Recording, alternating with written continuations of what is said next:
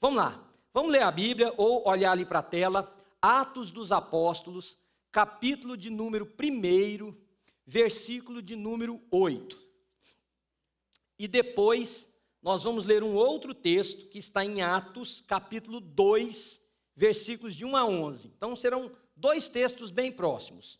Atos, capítulo 1, versículo 8, depois Atos 2, de 1 a 11. Antes de ler o texto, já vou dar uma explicação aqui. Depois que eu ler o texto, eu vou fazer uma pergunta. Esta pergunta, eu não quero que vocês me deem resposta. Vocês estão entendendo? Porque eu falei desse jeitinho no primeiro culto, na hora que eu acabei de fazer uma pergunta, responderam. Não precisa me responder, não é que eu não quero ouvir, é que não precisa, porque eu conheço o meu povo e eu sei o que vem. Então, é para você pensar, é uma pergunta retórica, é para mexer com a sua mente, seu coração. Vamos lá então, Atos 1, 8. Mas vocês receberão poder quando o Espírito Santo descer sobre vocês. E vocês serão minhas testemunhas em Jerusalém, em toda a Judéia, Samaria e até os confins da terra. Jesus está dizendo que eles seriam testemunhas do nome de Jesus na cidade de Jerusalém, na Judéia, que é a região onde Jesus passou a maior parte do seu ministério, Samaria, a região um pouco mais distante, e até os confins da terra. Essa ordem foi dada aos discípulos de Jesus por ocasião de quando Jesus morreu e foi ressuscitado, apareceu aos seus discípulos por um período de dia, preparando os seus discípulos para o acontecimento que nós conhecemos como Pentecostes. Essa ordem não se encerrou lá. Ela é para mim, é para você e é para o ano de 2018, que nós precisamos ser testemunhas de Jesus na nossa Jerusalém, na nossa Judéia, na nossa Samaria e até os confins da terra. Agora presta bem atenção no capítulo 2, versículo de 1 a 11. Chegando o dia de Pentecostes, estavam todos reunidos num só lugar. Pentecostes, então, não é muitas vezes o que a gente chama. Um dia de Pentecostes, daqui a pouco eu explico. Quem estava reunido? Os discípulos de Jesus. De repente, veio do céu um som, como de um vento muito forte, e encheu toda a casa na qual estavam assentados. E viram o que parecia línguas de fogo, que se separaram e pousaram sobre cada um deles. Todos ficaram cheios do Espírito Santo e começaram a falar noutras línguas, conforme o Espírito os capacitava. Lucas, que é o escritor desse texto, está descrevendo uma cena que é pouco comum para nós. Lucas está descrevendo um momento na história dos discípulos de Cristo Jesus, quando algo extraordinário, específico, maravilhoso aconteceu. Eles estavam reunidos num lugar, houve algumas manifestações do céu sobre aquelas pessoas, e eles começaram a falar numa outra língua, conforme o Espírito capacitava. Não era por influência de um pastor, não era por manipulação emocional, o Espírito os capacitava a falar em uma outra língua. Aí Lucas, que era médico por profissão, sabia a arte da pesquisa e da informação escrita, ele faz o que nós chamamos de uma informação literária. Ele podia parar aqui, o texto está completo. Veio sobre as pessoas, dadas por Deus, um dom sobrenatural, de línguas, como que de fogo, que foram derramadas sobre as pessoas, e eles passaram a falar numa língua desconhecida. Mas o Espírito de Deus inspira Lucas a deixar para mim e para você uma explicação maravilhosa, para que não haja nenhuma dúvida em nós do que está acontecendo. Veja o versículo 5. Havia em Jerusalém judeus, tementes a Deus, vindo de todas as nações do mundo. Reparem bem, queridos, as pontuações. Havia em Jerusalém judeus, ele coloca uma vírgula. ele vai falar alguma coisa e vai colocar uma outra vírgula. Os professores de português aqui, as pessoas bem melhor do que nós na análise gramatical, sabem que essa informação entre duas vírgulas significa um esclarecimento da ideia que está sendo dada. Havia em Jerusalém judeus, pronto, tementes a Deus, vírgula, que vieram de todas as nações do mundo. Ouvindo-se este som, ajuntou-se uma multidão que ficou perplexa. Pois cada um desses judeus, tementes a Deus, vindo dos diferentes lugares do mundo, os ouvia falar em sua própria língua. Olha que coisa impressionante. Atônitos e maravilhados, eles perguntavam: acaso não são galileus todos esses homens que estão falando? Por acaso não são todos esses brasileiros? Não são todos esses alemães? Não são todos esses espanhóis? Todos. Como que eu, que não sou de nenhuma das etnias citadas, estou ouvindo na minha língua materna, seja qual for ela?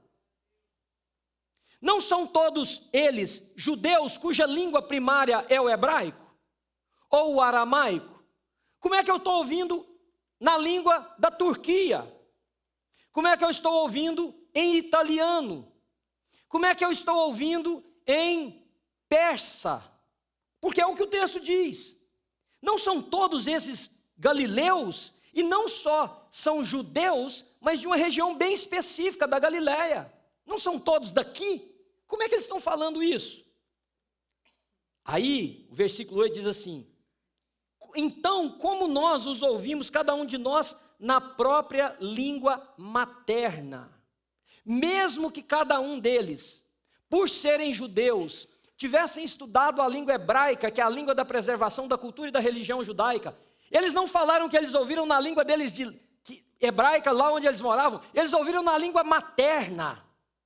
Eu e você falamos inglês, mas a nossa língua materna é português. Alguém pode nos ouvir falar em inglês, alguém pode conviver conosco falando apenas em inglês, mas um dia a gente ouve uma canção e você diz: essa daí é na minha língua materna. É isso que eles estão dizendo. Nós não estamos ouvindo em hebraico, nós estamos ouvindo na nossa língua materna.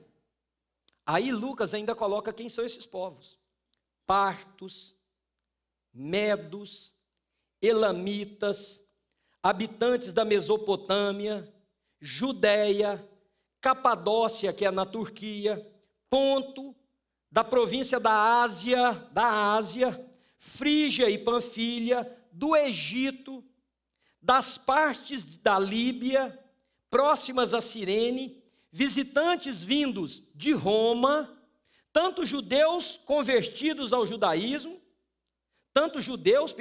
como convertidos ao judaísmo, cretenses, árabes. Nós os ouvimos declarar as maravilhas de Deus em nossa... Fala mais alto para mim. Em nossa própria língua. Agora vem a pergunta que eu não quero a resposta, tá bom? Estamos combinados. Segura. Dê para pôr a mão assim em alguns. O que é que você pensaria? Como é que você se sentiria se eu declarasse agora aqui desse púlpito, como vou fazer, que eu gostaria que a New Life fosse essa nossa igreja amada, querida, fosse uma igreja pentecostal? Não aguenta mesmo. Pelo menos não vai ter. O que é que você pensaria? Aqui tem uns que vão pensar: pastor, eu sabia, bicho, eu sabia. Eu sabia que você estava com alguma coisa guardada no armário, eu sabia. Outros vão dizer assim: você está doido, pastor? Pirou? Outros vão falar: uhul, glória a Deus. Como uma aqui não aguentou no primeiro culto, falou assim: amém, lá atrás, assim. Aí, se eu soltar, vai. Tá.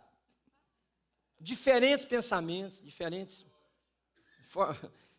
coisas que vêm à mente de vocês. Mas como é que você se sentiria? De verdade, pensa comigo. Muitos de vocês iam dizer: jamais, não faz isso.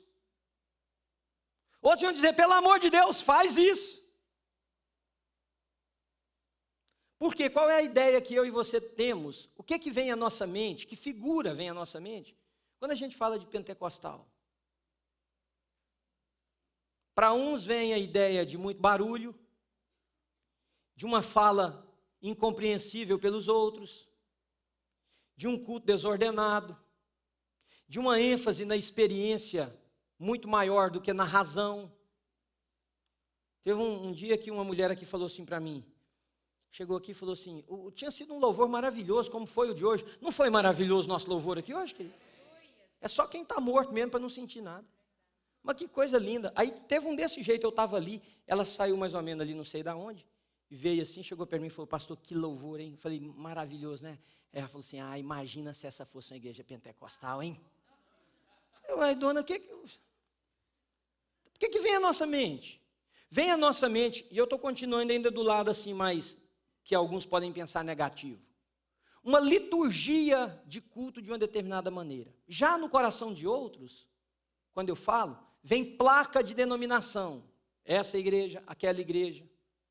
Já no coração de outros, vem assim, que coisa maravilhosa, pastor. Nós temos uma igreja livre, temos uma igreja cheia do Espírito. Já no coração de eu estou falando, gente, o povo vai Primeira coisa que eu queria era esclarecer uma coisa para vocês antes de falar. Meu sonho como pastor, em termos do envolvimento nosso no culto, é que nós tivéssemos uma igreja tão livre e tão participativa quanto o Espírito de Deus a permitisse ser. Quem convive comigo sabe desde o início que é isso que eu desejo. Eu tenho uma dificuldade enorme de entender as pessoas que me dizem que amam a Deus, mas não têm sensibilidade pela presença de Deus. Eu entendo diferenças comportamentais e de expressão da sua fé, mas, irmãos, eu já tive em igrejas. Aliás, eu não vou contar de igrejas que eu já tive. Houve aqui pertinho de nós, Northampton. Se você um dia pegar seu carro, for lá passear, você vai encontrar a igreja que Jonathan Edwards pregou e fez aqui uma campanha que fez parte do grande avivamento que varreu os Estados Unidos. Jonathan Edwards era um pastor reformado. Numa época em que os cultos eram mais litúrgicos e ortodoxos possível. Dizem que ele tinha problema de vista muito sério e que quando ficava à noite, ele usava uma lamparina para ler assim o seu sermão. Muitas pessoas diziam, nós não enxergamos o rosto do pastor, porque ele põe assim na frente e põe a lamparina para iluminar. Jonathan Edwards pregava, e nesse ambiente que nós não tínhamos influência de som, influência de música, influência de nada, as pessoas se agarravam nos bancos da igreja e clamavam para Deus não deixá-los ser precipitados no fogo do inferno. Quando ele pregou um sermão chamado Pecadores na mão de um Deus irado, Sinners in the hands of an angry God, as pessoas seguravam nas colunas do templo, porque achavam que a terra ia abrir e ia tragá-los. Eu não consigo entender, embora eu consiga entender as diferentes formas das pessoas se expressarem, eu não consigo entender alguém que ao ser tocado por Deus, permanece da mesma maneira. Não tem nada a ver com forma litúrgica de culto, queridos. Tem a ver com o toque do Espírito. Eu já estive em cultos que faltava pouco cair o telhado. E todo mundo de coração vazio. Já estive em culto que faltava pouco cair o telhado, e é porque o trem estava bom mesmo, o Espírito de Deus estava lá. Já estive em culto que ninguém abria a boca, e saíam da igreja secos. E já tive em culto da mesma maneira que as pessoas choravam, se ajoelhavam, entregavam-se a Deus. O que vem à sua mente quando você fala de Pentecostes? Cenas de um culto que deixou em você alguma marca positiva ou negativa? Não, irmãos, Pentecostes em primeiro lugar não é isso. Pentecostes, eles estavam reunidos, lembra do texto, estavam todos reunidos em Jerusalém por ocasião do Pentecostes, era a celebração de uma festa judaica. 50 dias depois da Páscoa, 49 depois comemorava-se o Pentecostes. Tinha a ver com a festa que no Velho Testamento era chamada da festa das semanas. Se você ler Levítico e Deuteronômio, você vai encontrar a descrição dessa festa. Tinha a ver com a colheita, tinha a ver com a celebração de trazer os frutos daquilo que Deus deu. Era um momento de festa, de alegria no calendário judaico, como é até hoje. Mas sabem o que eles mais celebravam no Pentecostes? Talvez você não saiba disso. Foi no dia de Pentecostes que Deus, no Monte Sinai, entregou a Moisés as tábuas com a lei de Deus. Foi no dia de Pentecostes que Deus entregou a Moisés o decálogo, os 10 mandamentos, a lei que codificaria e nortearia a existência e o segmento que o povo de Israel deveria dar a Deus, naquele dia do Pentecostes. Olha que coisa linda que está acontecendo. Em Atos, se você olhar no capítulo 2, versículo 1, diz que chegando o dia de Pentecostes, foi derramado o Espírito. Sabe qual é a primeira coisa que eu quero ensinar para vocês essa manhã? Que assim como as tábuas da lei de Deus se tornou a constituição do povo de Israel, o modus operandi, a caminhada, Deus deu a Moisés. Da mesma maneira, a manifestação visível do Espírito Santo sobre os discípulos sinalizava a constituição da comunidade cristã. Todos nós somos pentecostais. Todos nós nascemos do Pentecostes. A igreja nasceu nesse dia. Não existe referência à igreja à parte do Pentecostes, goste você ou não. Foi naquele dia, numa sala, que o Espírito de Deus desceu sobre aquelas pessoas e encheu aquelas pessoas do poder do Espírito, como o próprio Senhor Jesus Cristo havia descrito, e fez deles instrumentos nas mãos de Deus. Irmãos, assim como o decálogo é a lei para o judeu, o derramar do Espírito é a constituição do povo de Deus. Ninguém se converte a Deus. Você não diga, eu me converti, levantei um dia, entendi que deveria e fui e me converti a Deus. Não, você foi convertido a Deus. Você não se converteu, porque vem tudo dele. É o Espírito que vem sobre nós, é o Espírito que nos chama, é o Espírito que nos toca, é o Espírito que nos convence do pecado, do juízo, da justiça de Deus, é o Espírito que nos chama e é Ele que nos capacita. E é Ele que, apesar de nós, muitas vezes, nos arrasta para perto de Deus. É Ele. É o Espírito de Deus que nos atrai a Cristo, é o Espírito de Deus que forma um povo, é o Espírito de Deus que mantém um povo. É somente pelo poder do Espírito de Deus que nós podemos viver a plenitude do Evangelho. Irmãos, sem o Espírito de Deus nós seremos pessoas áridas, secas, frias, indiferentes, sem a menor preocupação com a vida das pessoas, com o coração murcho, com a alma mirrada. É só o Espírito de Deus que dá capacidade a uma pessoa como eu e você de vivermos a chamada excelsa, nobre do Evangelho. É o Espírito que num momento assim faz com que o nosso coração seja quebrantado, porque tem uma coisa, irmãos, o Espírito fala a nossa razão, mas qual de vocês, por mais duro que seja, se um dia se apaixonou, se um dia pegou o seu filho ou filha no hospital, se um dia seu filho ou sua filha virou para você e disse, papai, mamãe, eu te amo, que o seu coração não quebrantou e que as emoções não tomaram conta de você, qual?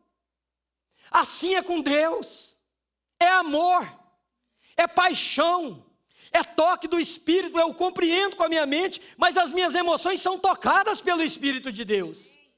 Quando você confunde sobriedade litúrgica, ortodoxia boa, com frieza, você está morrendo pouco a pouco.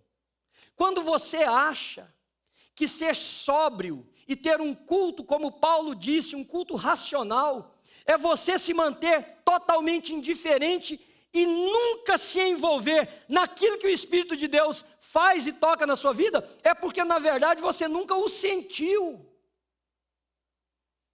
Nós precisamos de um Pentecostes, querido. É Ele que nos dá poder para resistir aos pecados que nos assediam. Sem Ele nós vamos ceder, sem Ele nós não vamos conseguir, sem Ele nós vamos cair, é questão de mais dia, menos dia. Sem Ele nós vamos viver uma fé tão hipócrita, que no domingo nós estamos na igreja, mas durante a semana nós estamos sendo promíscuos, mentirosos, agressivos, violentos, maus pais, más mães. Sem Ele nós vamos viver uma vida de fachada. Sem Ele nós vamos viver uma vida de frequência dominical, de doação de dinheiro, mas o nosso coração vai continuar agressivo, nosso coração vai continuar tendo milhares de beligerância, nós vamos continuar sendo pessoas inseguras, desconfiadas, desagregadas da comunidade, egoístas e egocêntricas. Sem Ele nós seremos hedonistas. Sem o Espírito Santo de Deus, queridos, nós seremos excelentes religiosos, mas péssimos cristãos. Aliás, nós não seremos sequer cristãos. É o Espírito que nos impulsiona a levar o Evangelho para outros. É o Espírito que diz que eu não posso viver sem que as minhas mãos tenham algo para eu apresentar para Deus o dia que eu aparecer diante dEle. Como que pessoas podem se achar cristãs quando olham para a estrada da sua vida e veem um deserto existencial, veem areia pelo seu caminho?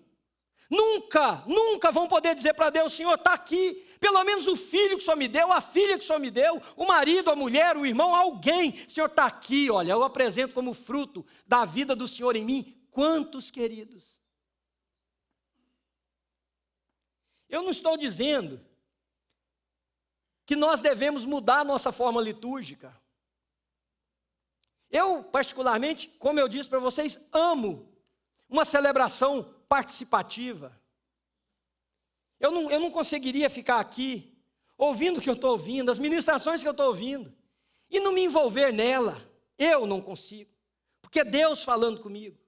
Eu não consigo orar e eu não participar da oração. Mas eu entendo que pessoas têm formas de expressar suas emoções diferentes. O que eu não entendo é quando a sua vida, por causa disso, toma um caminho de aridez existencial, que ela chega a rachar como o leito de um rio que não tem mais água. Isso é que eu não consigo entender. Jesus disse: não saiam de Jerusalém, capítulo 1, versículo 4. Esperem, até que do alto vocês sejam revestidos de poder. Sabe o que Jesus estava dizendo para eles? E aqui vai o segundo conceito que eu quero passar para vocês nessa manhã.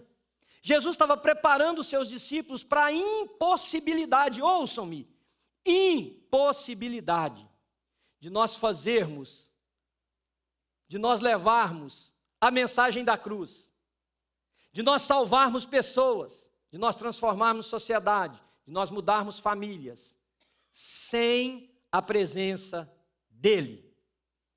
No Evangelho de João diz assim: sem mim nada podeis fazer, nada podeis fazer. Sabe o que Jesus estava dizendo para eles? Porque Jesus havia morrido, ressuscitado, aparecido para eles, e agora seria assunto ao céu, seria levado. Jesus estava dizendo para eles: será impossível para vocês, porque eles ficariam sozinhos.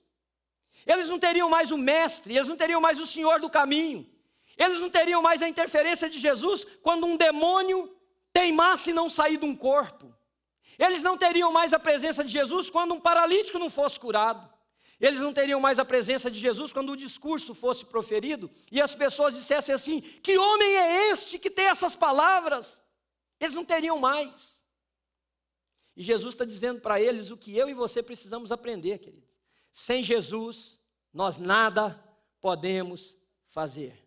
Não há força de persuasão, não há quantidade de dinheiro, não há manipulação emocional. Sem Jesus, nós nada podemos fazer. E Jesus estava mostrando para eles que somente o derramar do Espírito Santo, porque lá em Mateus capítulo 28, versículos 19 e 20, ide por todo o mundo, pregai o Evangelho, fazei discípulos, pregai o Evangelho, batizando-os em nome do Pai, do Filho e do Espírito Santo, e eis que eu estarei convosco todos os dias, até a consumação dos séculos. Jamais te deixarei, jamais te desampararei. Não temam, eu vou para o Pai, mas não vos deixarei sós, órfãos, eu enviarei o Consolador, e Ele estará com vocês todos os dias, até a consumação dos séculos. É isso que Jesus está dizendo, queridos. O derramar do Espírito sobre eles e sobre nós é o banho de autoridade, de intrepidez, de coragem, de capacidade, de veracidade, que nós precisamos para viver o Evangelho. Sem esse banho, querido, sem essa investidura, aquilo que o Dr. John Stott trabalha num livro chamado Batismo e Plenitude no Espírito Santo, ele diz que confundir uma vida de produção de coisas com a autenticidade do Espírito vivendo em nós é um engano. Sem o Espírito a nossa vida é morta. Sem o Espírito os nossos encontros são secos. E eles não são secos porque nós não temos maneira de manipular, não é isto. Sem o Espírito eles são secos porque você perdeu a capacidade de dobrar os seus joelhos em casa e falar com Deus. Eles são secos porque você perdeu a perspectiva do sobrenatural, que você não dobra mais os seus joelhos e clama a Deus por você. Sabe por que eles são secos? Porque a sua vida não tem expressão nenhuma mais da vida de Deus. Eles se tornam secos. Foi o cumprimento de uma promessa de Jesus, que não foi só para eles, é para mim e é para você hoje também. Vá por todo mundo, faça discípulos, batize-os em nome do Pai, do Filho e do Espírito Santo, e eu estarei com vocês, eu vou capacitá-los, eu vou ajudá-los, eu vou encorajá-los, e eu vou fazer o que foi impossível para vocês, inclusive fazer vocês falar numa língua que o povo não entende, para que eles entendam o Evangelho e as maravilhas de Deus. É lindo demais, queridos. É lindo demais, e eu fico pensando, o que é que eu e você estamos fazendo com o Pentecostes? No que nós estamos o transformando? Eu temo que nós estejamos dando, presta atenção, ao Pentecostes uma outra conotação. E por fazer isso, nós estamos cada dia vivendo menos o significado real dele. Esse é meu temor. E eu vou explicar para vocês. 2 grupos. O primeiro grupo é o grupo que dá uma ênfase demasiada aos detalhes do evento. Quais os detalhes? O pessoal que esteve em Israel comigo o ano passado, e os que vão agora no mês de abril, verão isso lá. Nós visitamos o cenáculo. Uma sala grande, conservada ainda, da maneira que era na época de Jesus, para um pátio pequeno, naquela época o pátio muito maior, com uma escada que levava para o lado onde hoje é o Muro das Lamentações, porque é o caminho do templo. Estavam reunidos por ocasião da festa do Pentecostes, celebrando a lei de Deus dada a Moisés. Vem o Espírito, como uma promessa de Jesus Cristo. Começa-se a ouvir um barulho, começa-se a ouvir outras coisas, começa-se a perceber um movimento, ajunta-se pessoas, há línguas que são faladas, irmãos, e eu tenho uma tese, eu disse aqui no primeiro culto, eu não acho que eu estou errado, mas quantos conhecem o evento ou episódio da Torre de Babel aqui?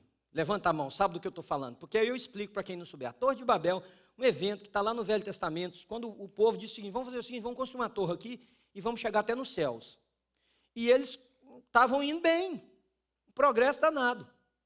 Deus confunde a língua deles. Aí eu gosto muito de ilustrar a Bíblia na minha cabeça, o que eu fico pensando para me entender isso? Mais ou menos assim. Está lá o pessoal trabalhando numa construção. Imagina você que é carpinteiro, a gente que sabe aí das coisas, ou sei lá, trabalhando numa construção. Aí está o cara aqui que assentava, vamos imaginar que seja tijolos, os tijolos. Aí ele virava para o cara e falava assim, me dá tijolo. O cara dava tijolo e botava, pega mais barro porque está acabando aqui o trem. Traz lá, colher, pegava, assentava. De repente, sem ninguém avisar, o cara daqui vira para o outro e fala assim, me dá um tijolo. Aí o cara olha e faz assim, me dá um tijolo, rapaz. Aí o lá de baixo do barro fala uma outra coisa para o do meio e para o de cima que nenhum dos dois entendem. Essa é a cena. Parou a construção.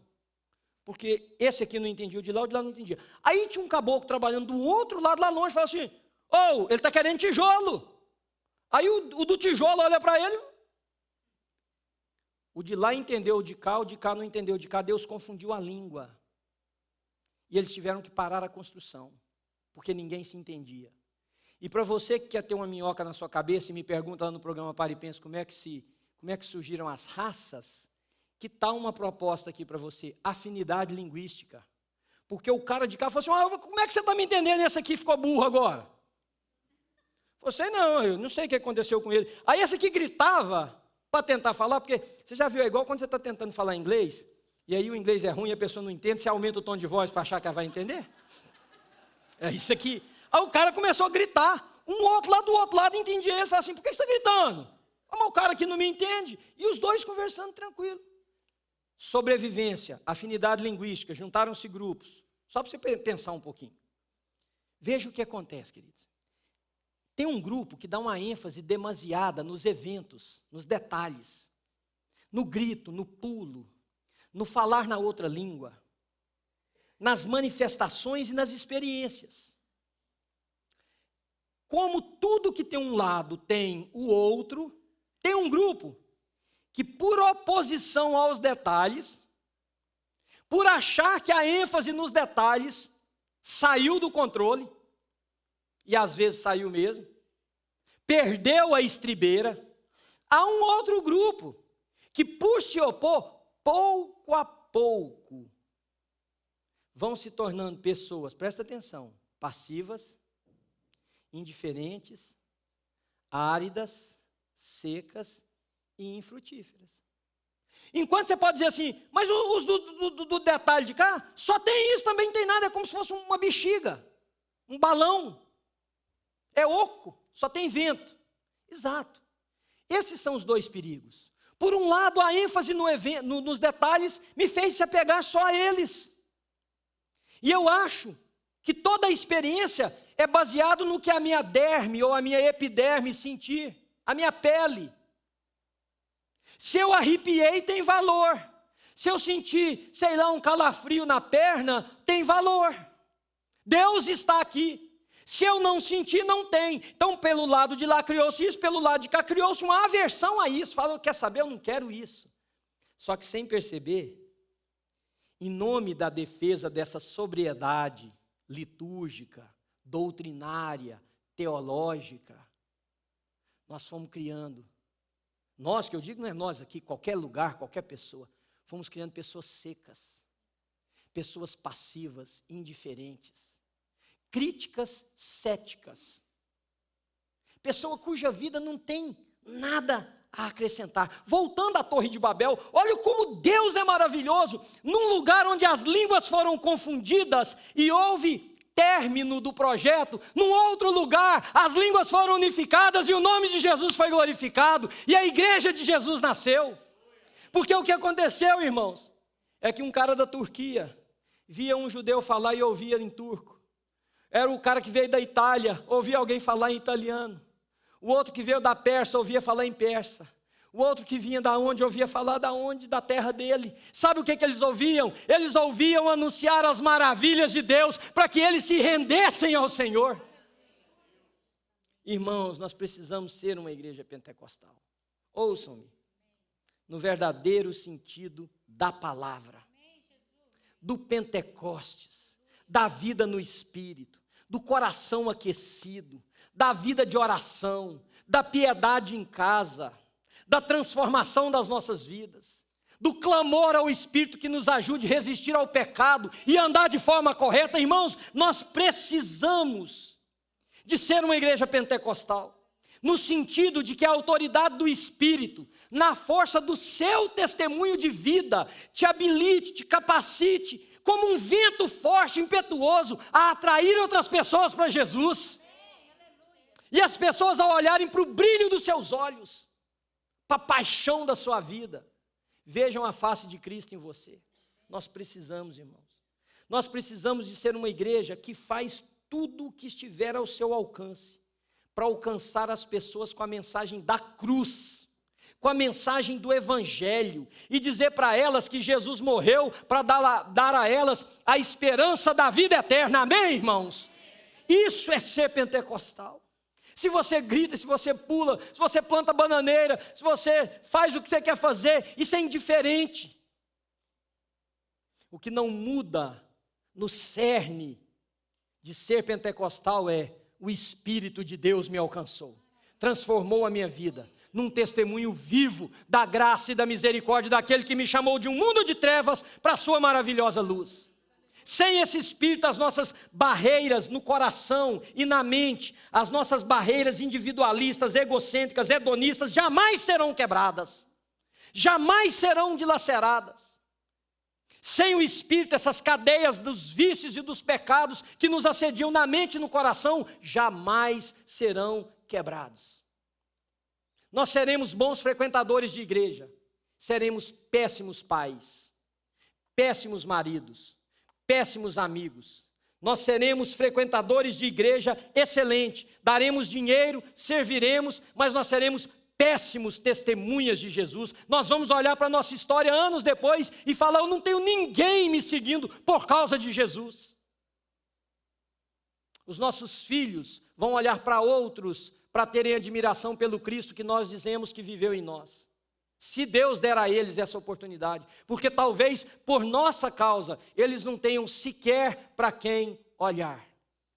Você pode, irmãos, e eu entendo, você pode me dizer: pastor, todos nós temos um passado aqui, deixa eu te dizer isso. Você pode dizer: pastor, já fui traído por pastor. Concordo com você. Já fui abandonado por alguém de igreja. Concordo. Pastor, eu já me dediquei tanto, eu já servi tanto. Por quê? Tem sempre as pessoas que toda a história que eles têm é do passado. Essa igreja, como qualquer outra, está repleta de gente que diz para mim: já fiz tanto, já servi tanto, já dei tanto testemunho, já evangelizei, já tudo no passado. Mas hoje, você está morto. Aí você diz: mas eu estou assim por quê? Me fizeram isso, mentiram para mim, abusaram da minha fé, me enganaram, me fizeram uma proposta indevida. Tá certo, concordo. Mas aí na minha cabeça eu vou colocando reticências assim, e vou completando a frase. E dizer que você pode ter todas as desculpas para olhar para o seu passado e encontrar o que você encontrou. Mas você não tem nenhuma desculpa para entender que o derramamento do Espírito é um renovo de vida. E transforma a nossa existência. E muda quem nós somos. Isso não tem a ver se você é extrovertido ou é uma pessoa tímida. Isso não tem a ver se você é uma pessoa muito inteligente ou muito simples na sua formação acadêmica. Isso não quer dizer se você é uma pessoa que é trabalhador braçal ou se você tem um outro tipo de profissão. Não, irmãos. Tem a ver se o Espírito de Deus te alcançou. Se Ele veio e derrubou essas barreiras na sua mente e no seu coração. De que é possível você existir nessa frieza, nessa sequidão espiritual que não contagia nem você,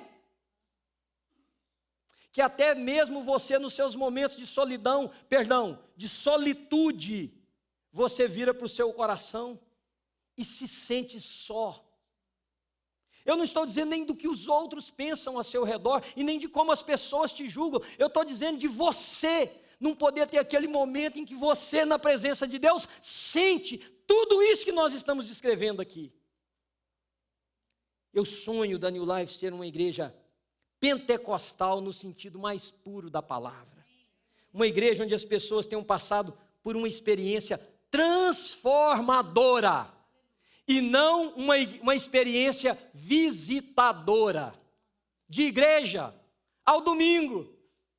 Experiência transformadora, impacto, choque com a presença de Deus. Um dia em que eu me deparei com o meu Salvador e como o apóstolo Paulo teve uma queda daquele cavalo, eu tive uma queda existencial.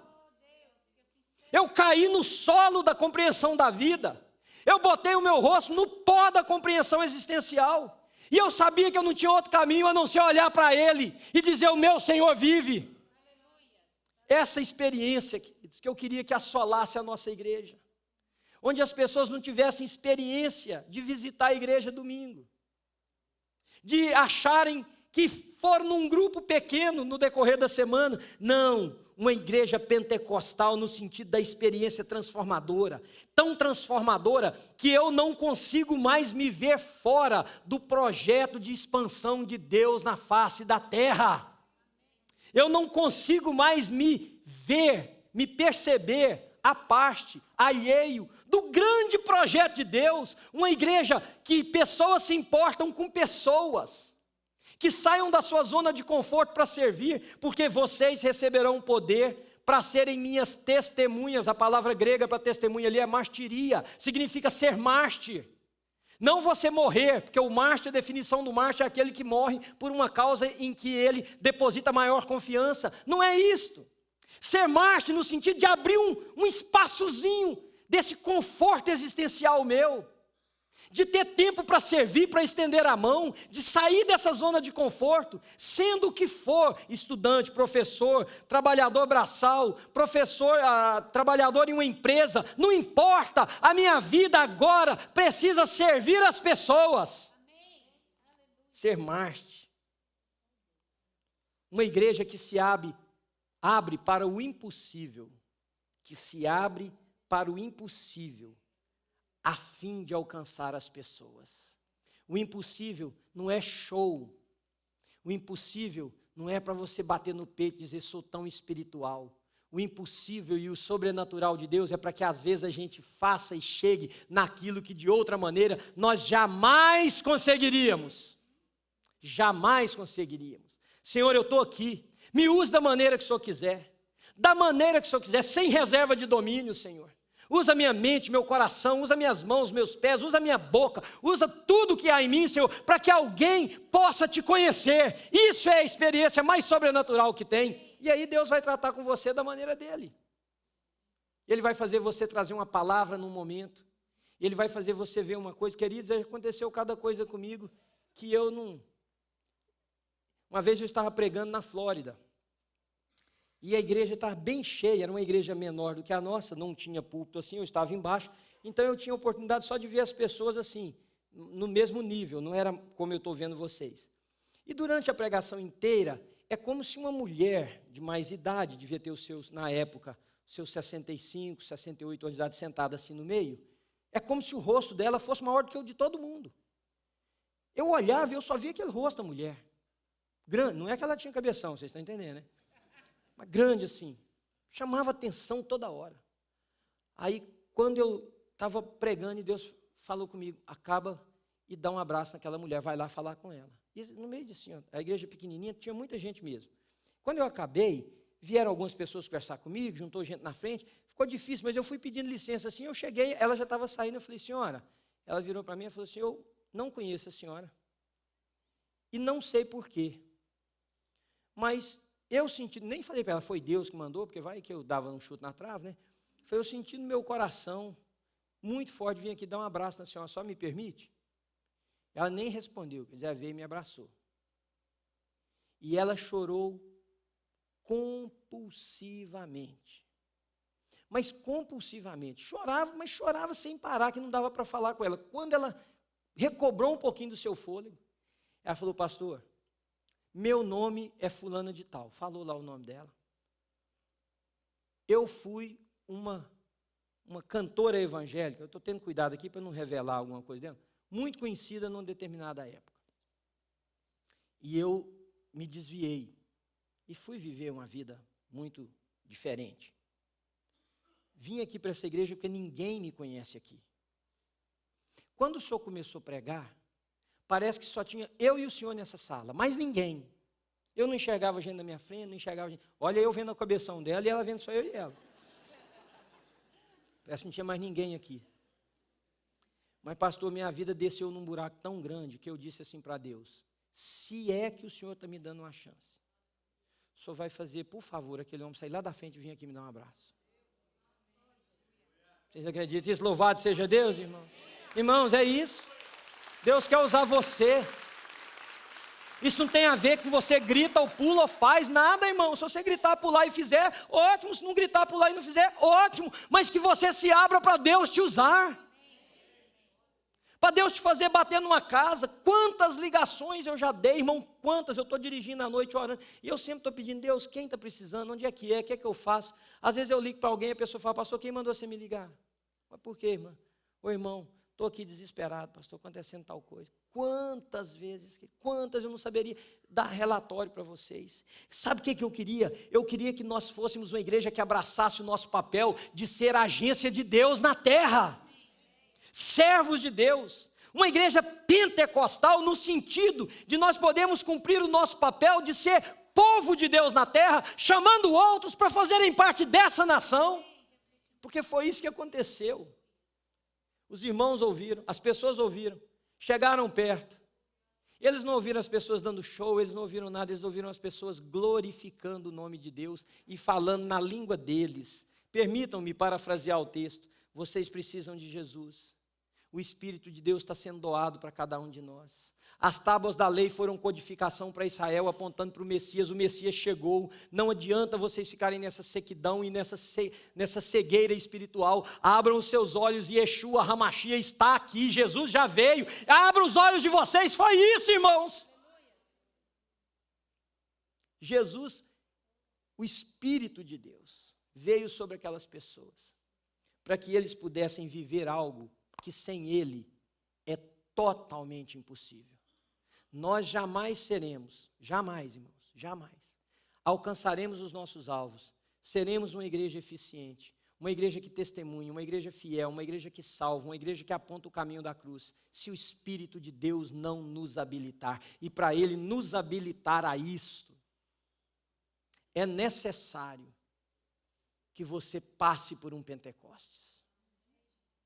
Dizer, Espírito de Deus, vem sobre a minha vida, renova-me, Senhor. Transforma-me, tira esse lixo que foi acumulando na minha vida, Senhor, ao longo dos anos, no meu coração. Tira, Senhor, essas montanhas de besteira que foram me separando do Senhor, na defesa de um posicionamento teológico correto, Senhor. Aquece meu coração, me dá paixão pelas vidas, Senhor. Me dá desejo de orar quando eu estiver sozinho. Me dá desejo de celebrar o Teu nome, de aprender mais para ensinar. E quando eu estiver junto com os meus irmãos, Senhor, que seja uma festa. Senhor, me use de uma maneira sobrenatural, porque o natural nós já sabemos fazer, irmãos. Eu sei tudo que eu devo fazer naturalmente, mas aquilo que está para além do natural, aquilo que é extraordinário, aquilo que é sobrenatural, eu preciso que Deus faça. E eu quero encerrar o nosso encontro, assim como eu fiz no nosso primeiro encontro aqui, fazer um desafio a vocês, mas eu quero que você preste bem atenção no meu desafio. Geralmente, quando a gente faz um apelo, as pessoas se levantam. Se for para ver à frente, às vezes vem à frente. Vem motivado pelo que está acontecendo no ambiente, vem ou levantam, às vezes, em respeito ao pastor, ou a alguém que está do lado, ou porque um amigo, ou porque a mulher levantou e fala para o marido, levanta também, se você só fica sentado. Tem diversas causas.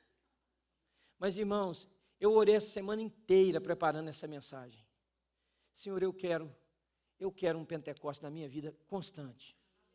Mas, Senhor, eu quero poder convidar alguém daquela igreja lá para ser também isso, Senhor.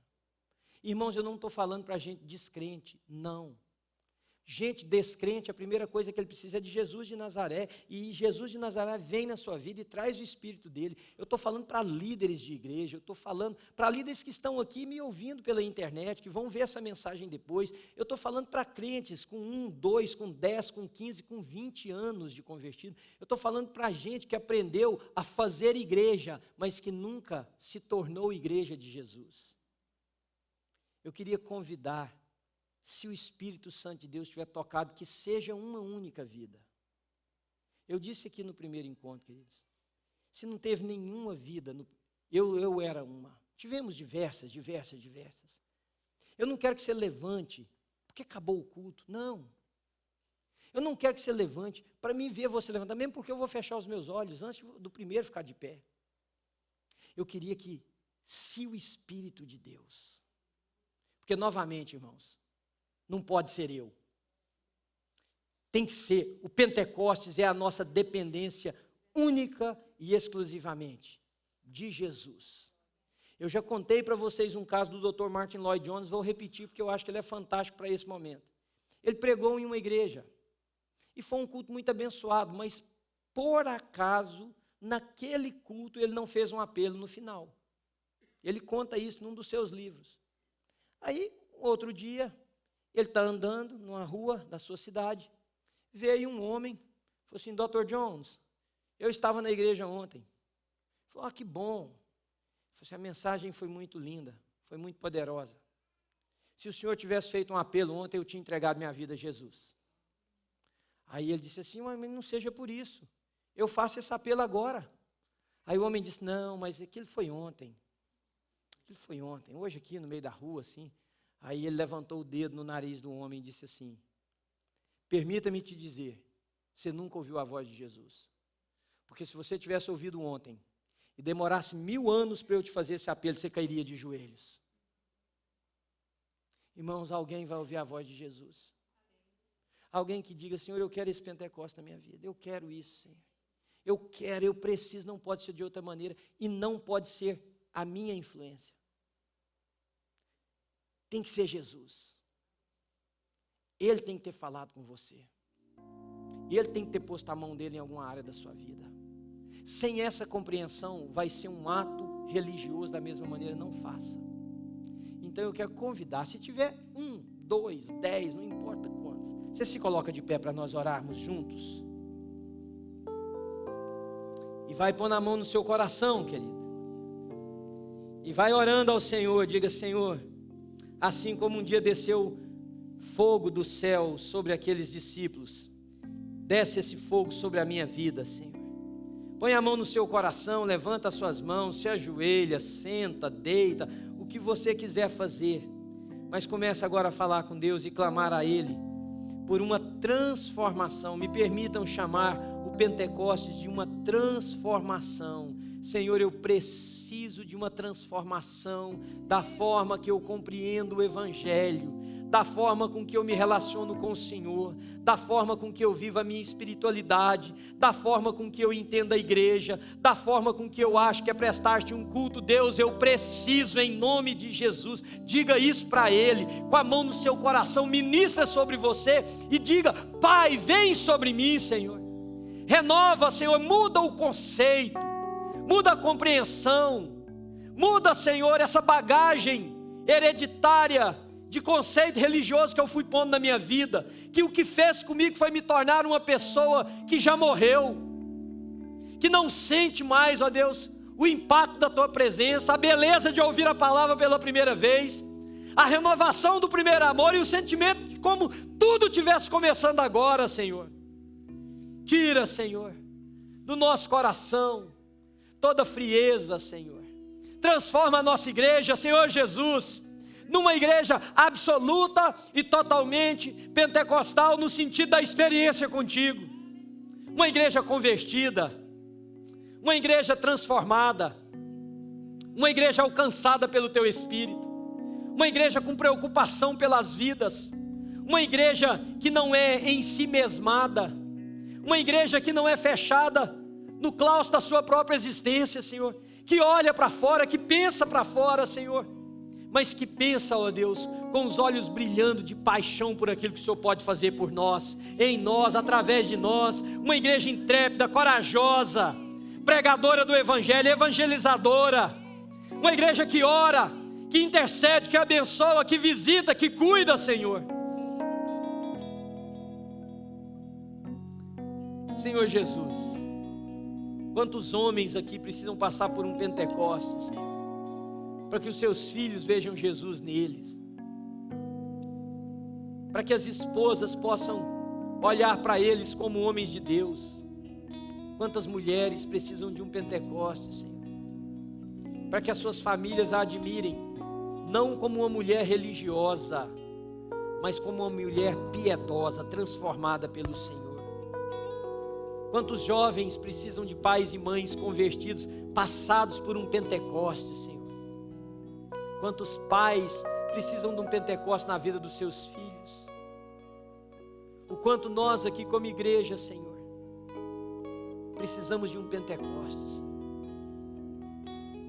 para que esse lugar fique pequeno, para que diversos outros cultos aconteçam, para que a celebração tome conta do nosso peito, Senhor, quando lá na nossa casa, na mente, cada um de nós diz assim: alegrei-me quando me disseram, vamos à casa do Senhor, vou estar junto com os meus irmãos, celebrando a vida que Deus nos deu, sendo ensinados, alcançando outras pessoas, e aquilo vibre no peito, Senhor. Deixe de ser um compromisso dominical, pesado, seco. Quantos de nós, Senhor, precisamos reaver o amor pela presença? Transformamos o convívio numa tela de computador ou de televisão, Senhor, porque não queremos presença dos outros, não queremos ninguém perto de nós. Quantos de nós precisa de um Pentecostes para reinterpretar o que é eclesia, Senhor, o que é igreja, o que é povo de Deus? Quantos de nós precisa de um Pentecostes, Senhor, para abandonar aquilo que são as nossas próprias convicções de vida e dizer: Senhor, convém que Tu cresças e que eu diminua. A vida que agora vivo, já não mais vivo por mim, mas vivo-a pela fé no Filho de Deus, que a si mesmo se entregou por mim, Senhor. Quantos de nós precisam de um Pentecostes, Senhor, para saber abraçar, para saber abençoar, para saber contribuir, para saber se dar? Senhor, eu quero pedir ao Senhor que o Senhor transforme a New Life numa igreja pentecostal, Senhor. Nesse sentido, Senhor. E que um Pentecostes na vida desses irmãos que ficaram de pé, Senhor, aconteça para a Tua honra e para a Tua glória. Nesse momento, Espírito de Deus, responda às orações, alcance as pessoas, mude, Senhor, os corações e mude as vidas para a honra e para a glória do Senhor, em nome de Jesus. Nos colocamos de pé na Tua presença, Senhor. Não é por força nem por violência, mas é pelo Teu Espírito.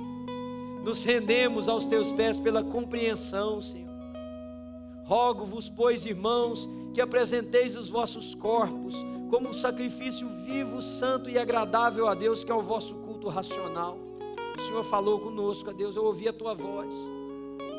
Eu entendo, Senhor, o chamado do Senhor para cada um de nós, individual e coletivamente. E assim como nós cantamos que um vaso de alabastro quebrado, Senhor, seja a nossa vida na Tua presença, para derramar um perfume agradável, para ungir, Senhor, pessoas feridas, para ser unguento e bálsamo na vida de gente que está morrendo, para mudar famílias, para transformar a nossa história. Senhor, eu levanto as minhas mãos sobre essa congregação, rebanho que é do Senhor, ó Deus, povo que é do Senhor. E eu peço ao Senhor, em nome de Jesus, por estes que ficaram de pé, que o Senhor solidifique, Senhor. Pai, levanta aqui homens e mulheres tão renovados por uma experiência genuína de Pentecostes com o Senhor, que essa igreja, ó Deus, seja uma igreja que se multiplique na beleza das pessoas que nela estão, Senhor. Levanta líderes, desperta pessoas, Senhor. Tira de nós, ó Deus, aquele desejo de sermos o centro das atenções e chama-nos para servir, para pôr uma toalha no colo e lavar os pés.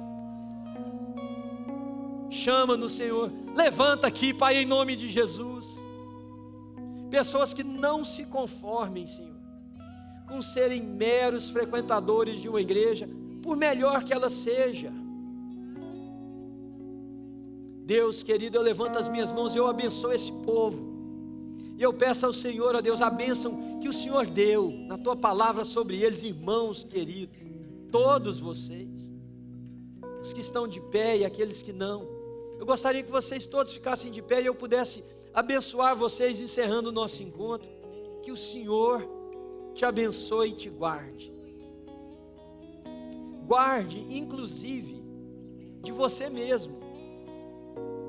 Que o Senhor te proteja de você mesmo, inclusive. Te abençoe e te guarde. Que o Senhor de nós, Ele tenha misericórdia e levante a sua face Que o Senhor sobre nós levante o seu rosto, nos permita vê-lo, e nos dê shalom, nos dê a paz. E a paz que excede todo entendimento, irmãos queridos, guarde as nossas mentes e corações em Cristo Jesus, até o dia em que nós estaremos com Ele na eternidade. Fica de olhos fechados, se você puder, um pouquinho. E eu queria pedir à equipe do louvor que cantasse apenas o refrão dessa canção para nós, mais baixo, no sentido de você ter uma reflexão. Eu quero.